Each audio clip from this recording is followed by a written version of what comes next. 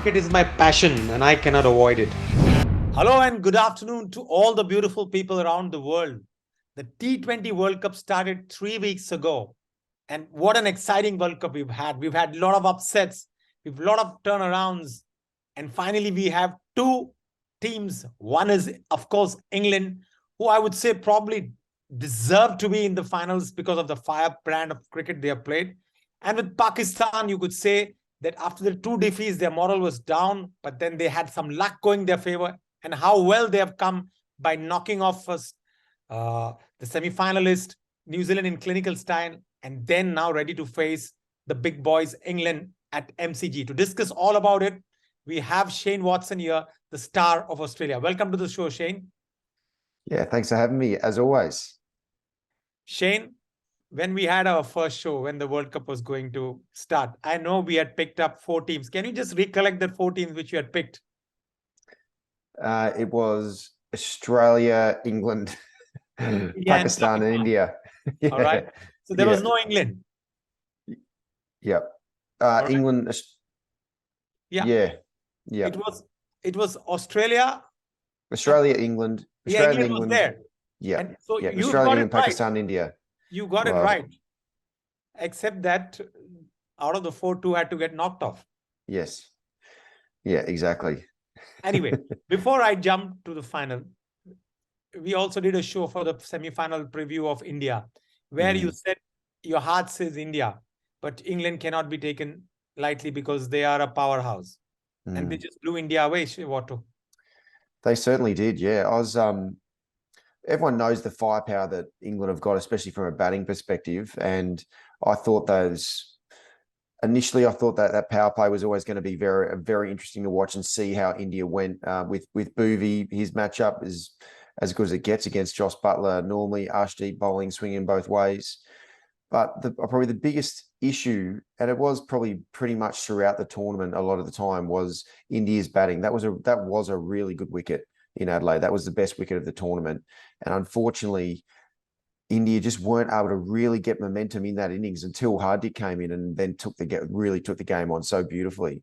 And Surya Kumar Yadav, India can't expect him to score runs every single time. He's been very close to doing it with the dominance that he's shown. But just the tentative nature that the top order had, especially KL, who's I'm a huge fan of. I love the way he goes about, the way he plays, and also Rohit Sharma, two of the best T20 batters in the world. They were a bit timid throughout the whole tournament. Yes, the conditions were challenging at the MCG, in Perth in particular. The wickets were a bit more challenging, seeming around a little bit while the weather was around, but in that semi-final, India really needed Rohit Sharma or one of those, and KL, one of those guys to be able to really take the game on, get off to a bit of a flyer, because everyone knows that Virat Kohli's more so, and throughout the tournament as well, he scored a lot of runs, but it hasn't been at a really high strike rate, but he's just done it so beautifully. But he needs someone around him who's going hard, who's taking the game on, and that's the reason why him and Surya Kumar Yadav, it's a great partnership, Virat and Sky, because they complement each other very well. But India need one of those top two really been able to take the game on, and they just looked just a bit tentative. They're feeling their way a bit, whereas England weren't feeling their way. They came in with the bat and just took the game on, and there's a little bit of risk there. Some of those shots that Josh Buttler hit went in the gap, in the air, but he took the game on and put it to the Indian bowlers to see what they had.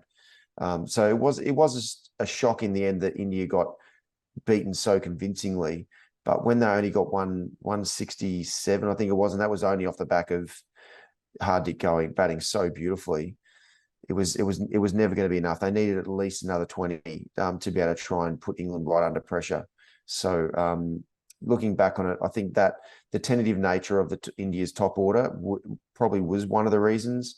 The other one where I think India missed a trick at the start of the tournament with their selection was not playing Yuzi Chahal. Not having a leg spinner, whether that's Yuzi Chahal. I'm a big fan of Kuldeep Yadav as well, obviously working with him very closely at the Delhi Capitals. So in Australia, you need a leg spinner. Obviously you need a very good one, but if you've got a very good one, you need to play them because they can bowl left and right handers. And also leg spin get a little bit more grip than finger spinners as well. And we saw that with Adil Rashid bowled beautifully. He found what pace he needed to bowl, and he bowled really nicely on that Adelaide wicket.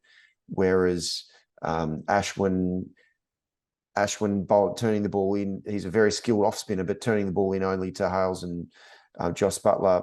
And then Akshar Patel, who, yeah, he's a good bowler, and I always struggled to play facing him. But again, he's a finger spinner, so there's not going to be a big amount of turn. Whereas leg spinner, they get it right. They just got more revs on the ball. So I think that's where India missed a trick at the start of the tournament, not making sure that if Yuzi was bowling really well, getting him in there, because he can bowl to left and right handers, and they don't just have to wait for a matchup. So that's really just those two things are probably the things where India just got it a bit wrong, and they played very nicely throughout the tournament. There's no question, but when you're playing against an England team that was so as dominant as what they were, they needed KL and Rohit to be just taking the game on, put a bit more pressure on those opening bowlers, and then having a leg spinner, Yuzi Chahal, I know in Australia would have been really, really effective. Well, what you have summed up everything about where India went wrong by talking about the openers not firing, not picking UZ, and the finger spinners not working. That's all fine. But let's now first come to KL Rahul.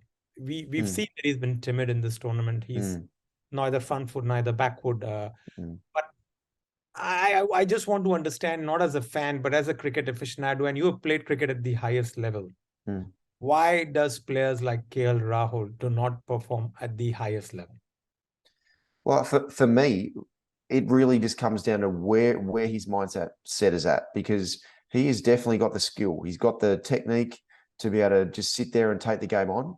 So for me, it really comes down to his mindset, to having that full freedom. He needs to have full freedom. We don't see it that often with KL Rahul. And when we do, some of the things, the shots and the innings that he plays, it's super freakish, but he doesn't really let himself go very often. Even in the IPL, he still scores runs, but it's measured. Whereas he's got the skill to be able to just go like Josh Butler does. Once he gets in, he faces a couple of overs, and then it's like, okay, you're mine, I'm taking you on, and letting it go, like letting yourself fully go. And KL has to find that mindset, that real fearless mindset, because you can see there's that pressure that he's just putting on himself, and he's just restricting himself enough to not have that absolute freedom. And when he has that freedom, the shots that he plays off the best bowlers in the world is as good as there's ever been. But that for me is the ultimate challenge for KL Rahul, is just to let himself go, trust his incredible skill that he's got, because he has got as good a skill as any batter in the world.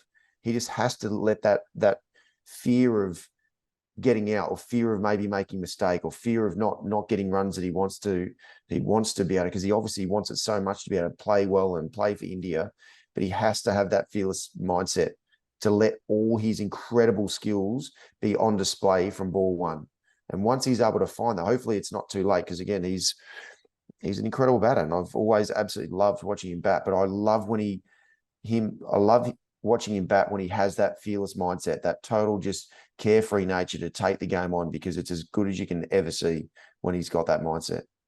Well, I can go on for Rahul, but now I probably would like to move to another topic. You mentioned about Rohit. All right, he did not have a good tournament with the bat, which happens to most of the cricketers, where there was no problem with his mindset. But did you feel that his batting rubbed down his captainship in this tournament? Not really. He's always a very calm leader. Tactically, I think he was sound. He wasn't. He didn't. What I saw, he didn't make any obvious mistakes where you go, geez, what was he thinking? He used his bowlers nicely. He had world-class swing bowlers, and in that power play as well. So in and around selection, I'm not sure how much influence he has on selection, but again, I would have Yuzi Chahal be able to get him. He's very good. Leg spinners in Australia, they match up well to right-handed, left-hand batters.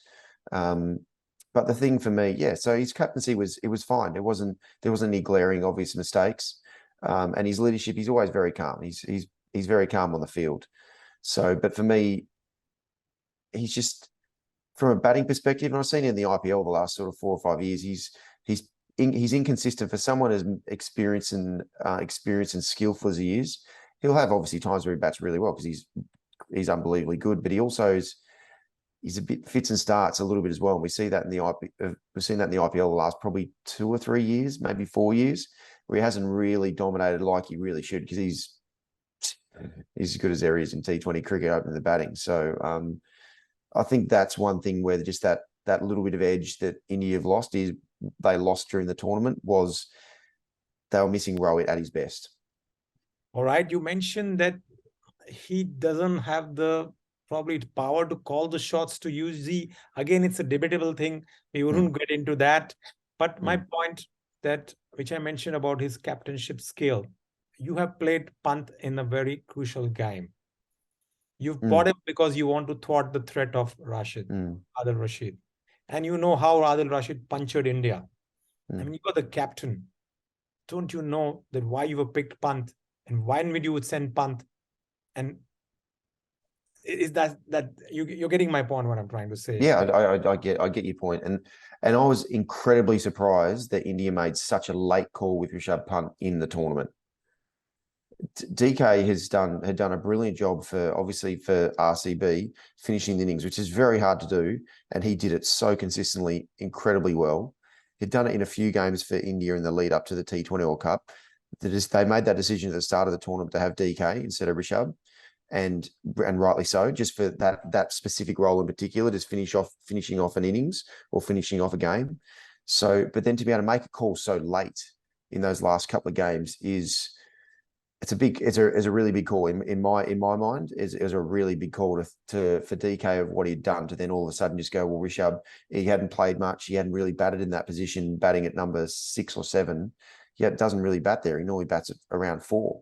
So they ended up pushing Rishabh into a position where he hasn't really batted a lot in India and in T20 cricket. So again, that was a bit surprising.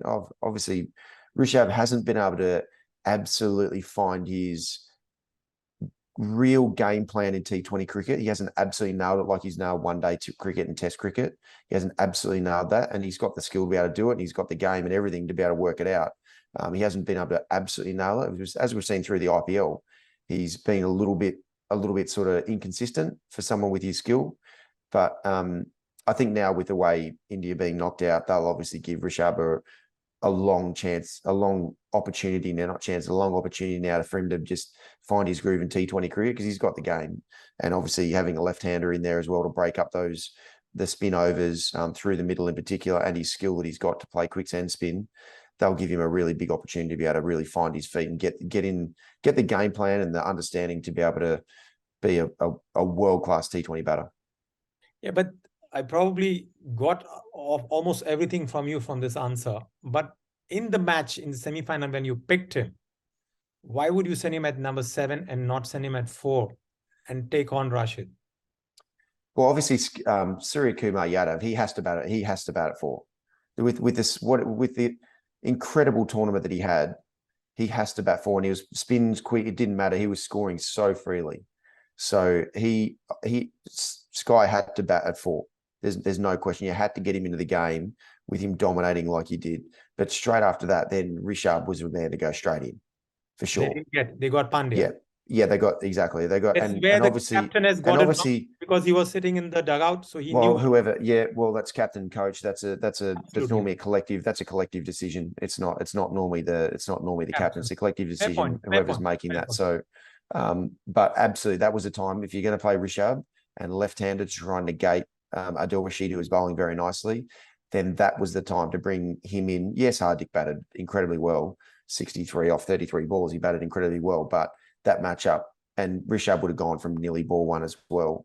That would have put a bit more pressure on the English bowlers and the English captain with Rishabh coming in compared to Hardik, because in the end, Hardik was just going to spend a few balls working through, especially he wouldn't be taking on Adil Rashid at all. Whereas Rishabh, would have been his role, and he's happy to go from nearly ball 1. And we let Livingston for 21 runs, which is like, I don't know, I would use the word crime, or it's like a lottery for Buttler. Yeah, it is. he's skillful enough to be more than a part-timer, but when he comes on, I would certainly been he's my guy to take down, because the other guys, they can get themselves out of trouble. Well, they've got more skills to get themselves out of trouble. Whereas Livingston, he's my man. You know what? In the end, if I get out to him, I've got to put pressure on him, because he is the fifth bowler. He's more of a part-time bowler. Under pressure, he might not be, certainly he might have the skills, obviously, like Adil Rashid, to get himself out of trouble and get himself out of an over. So you're absolutely right, Anis. He was the bowler they had to go hard at. Again, if they got out to him, taking him on, that it would have been better to put the pressure on him and ask a few questions to Josh Butler, because even if you see the intent from the batters to Livingston, he might have only bowled one over. If he saw that the batters are going really hard at him, and you can see that that's one of the matchups that India have talked about, then he might not have bowled more than one over. So, and that would have potentially changed what Josh did with his other bowlers. So, I agree. He was the guy. He was the weak link in the English bowling lineup that the Indians really had to try and capitalize on, but unfortunately they didn't. You've answered it right, and I probably don't want to go further into it. It's very obvious. Now, we spoke about intent. We spoke about changing our template of going into this tournament, that we're going to go that Gango style. Like you mentioned, it was not easier in the earlier conditions of this World Cup. But if you remember, two matches. One, I'll come to the semi-final, but one match which Australia played, of course, it was on a Sydney, a little better batting, but Alan Finn just took Australia by storm in that first match. Yeah. Unless you take the initiative, you might get out when you take risk. But you took Australia by surprise, and then Australia could never catch up. Yeah, that's exactly right, and that's what you want. You want, in a perfect world, you've got one batter who's going to take the game on a bit more, and that's getting the batting partnership right. As with openers, if you can, you want that partnership to be one that finds different bowlers easy to score off. For example, so Finn Allen was just the perfect foil for Devon Conway in that first game as well, just taking the Aussies on, and their intensity just nearly evaporated from that first over, with Finn Allen really just taking the game on. And you need, in a perfect world, if you can find that foil with that opening partnership to really put the pressure on the opposition the bowlers and the opposition captain early on, then yeah, you need that for sure. And that's where I think where India moved to is bringing someone who has that fearless mindset to be able to open the batting, whether that's Ishan Kishan or even Ruturaj Gaikwad or Prithvi Shaw or Sanju Samson, someone who's not going to have that fear and just go, you know what, I am just going to go in and have no fear of getting out, and I'm just going to take the game on, and I don't care. India need that. They need that in the top order. They need one batter out of those two openers to have that fearless game, to be able to put the pressure on the opposition bowlers and also the captain.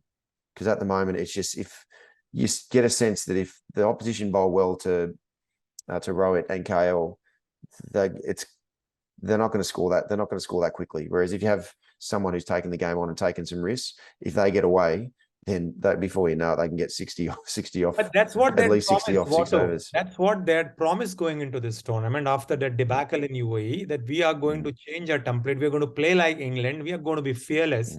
But I'm afraid they frozen this tournament. Let's accept that. Anyway, this can go on and go on, Watto. When you lose, you feel this.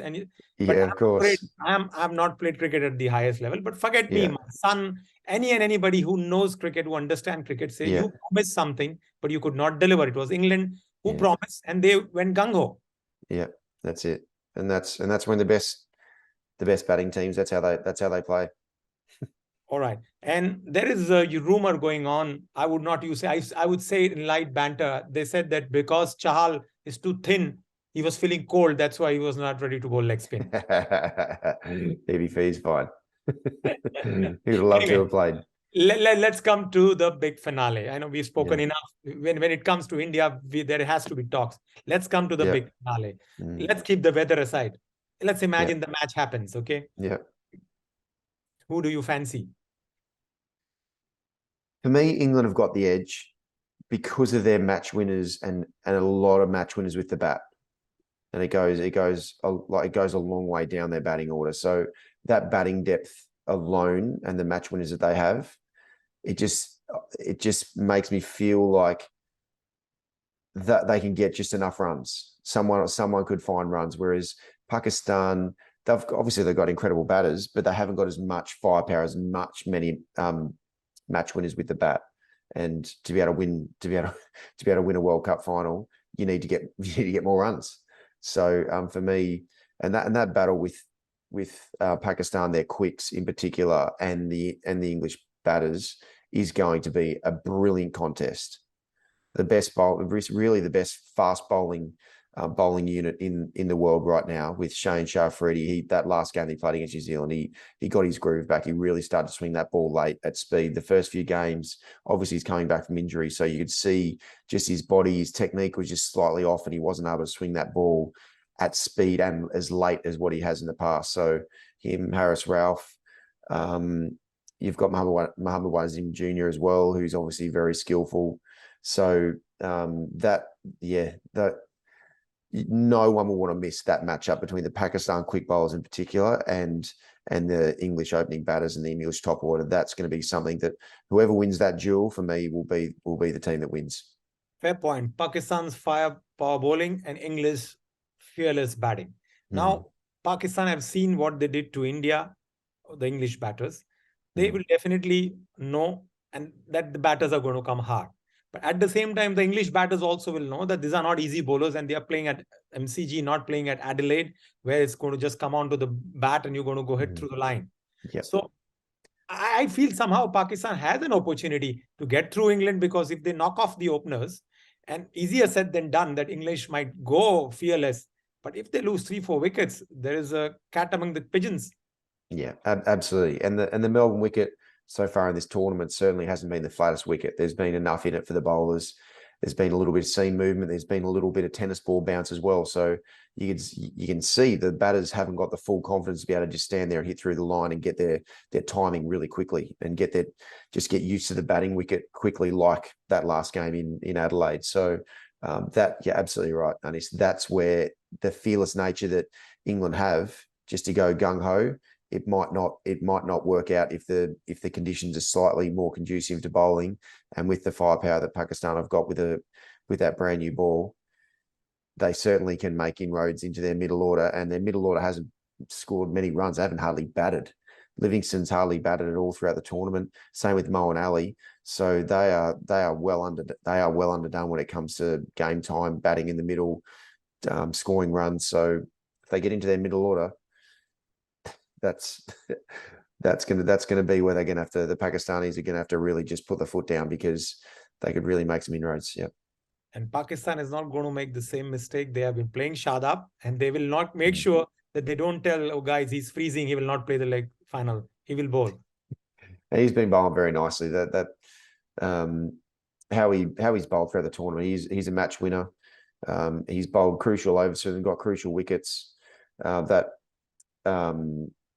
Where the way he bowled against South Africa as well, those couple of wickets, those crucial wickets that he got, he's a really important part for Pakistan, and he just continues to get better and better. I played with him when he was a 17-year-old at Islamabad United, and just to see his evolution as a leg spinner alone is something that there's not too many. He doesn't bowl too many bad balls. He doesn't get too full. He bowls quite flat into the wicket, so he doesn't give too many freebies away for the batters. So it's going to be a good contest with the English batters, because they will take him on.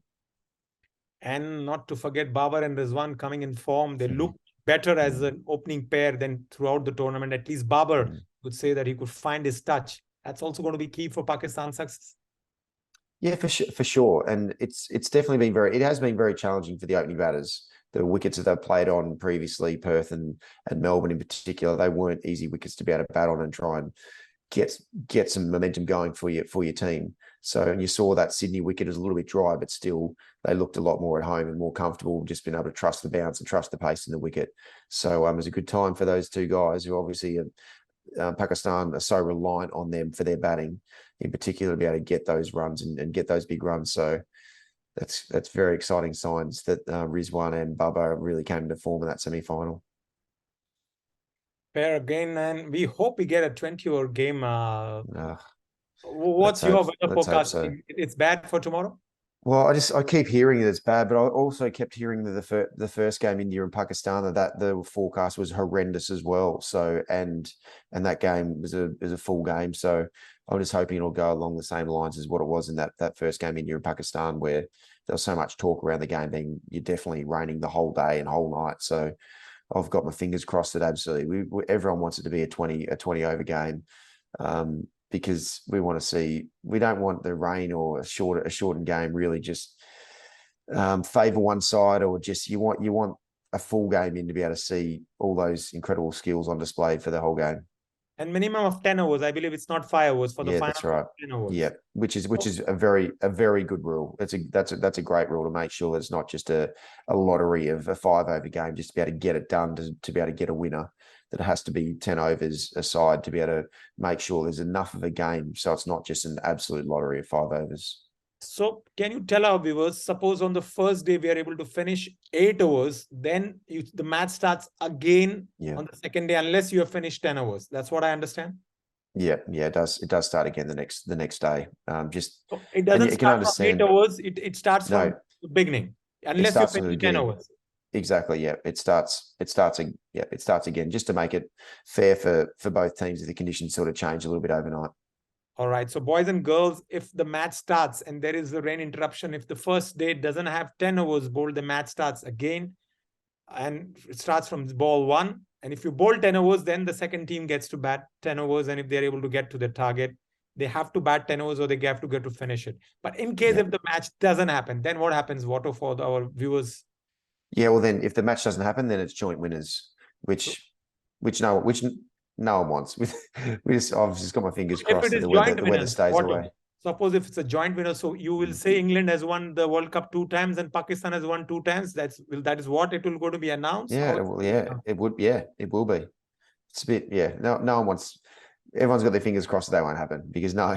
But otherwise, it will be announced England has won twice and Pakistan has won twice. That's it. God, give me a break, Watto. I know. You know where this is coming from. Yeah, I do. I know. Absolutely. All right. Fantastic, Watson. Really. It's been absolutely crazy to talk to you. And this World Cup, even though it's happening down under, talking with you and getting all your insights has been absolutely, absolutely fantastic. Love you for the way you give your insight. Love your passion. And of course, I'm able to live my passion because of guys like you. It's my absolute pleasure. I love chatting to you, Anas. As you know, you're very so insightful and so passionate about the game that we love. And it's my absolute pleasure, mate. I love it. Hey guys, you have to follow Mr. Cricket UAE to get all of the updates, all the news, everything you need to know what's going on in the world of cricket. Thank you, Watto. We'll catch you up soon. Awesome. Take care. And God willing, we will see you in Dubai soon. Yep, absolutely. Bye-bye. Take care, mate. Bye. Bye-bye.